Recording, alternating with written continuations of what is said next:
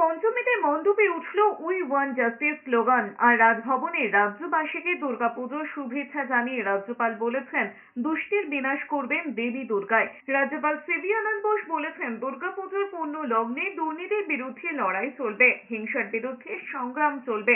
যেভাবে দেবী দুর্গা মহিষাসুরকে বিনাশ করেছিলেন, ঠিক তেমনি পশ্চিমবঙ্গে দুষ্টের দমন হবে। হিংসার বিরুদ্ধে আমাদের সংগ্রাম চলবে। পুরাণের ব্যাখ্যা অনুযায়ী ভ্রষ্টাচার হলো রক্তবীজ और হিংসা হলো নরকাসুর।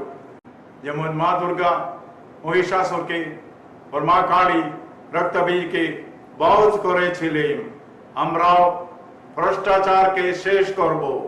এদিকে পঞ্চমীতে কার্যত মানুষের ঢল নেমেছে মণ্ডপে মণ্ডপে। ঠাকুর দেখার পাশাপাশি আরতি করে নির্যাতিতার বিচারে উই ওয়ান জাস্টিস স্লোগানও শোনা গিয়েছে। দর্শনার্থীরা বলছেন, সব মানুষের একটাই স্বর, জাস্টিস ফর আরতি কর।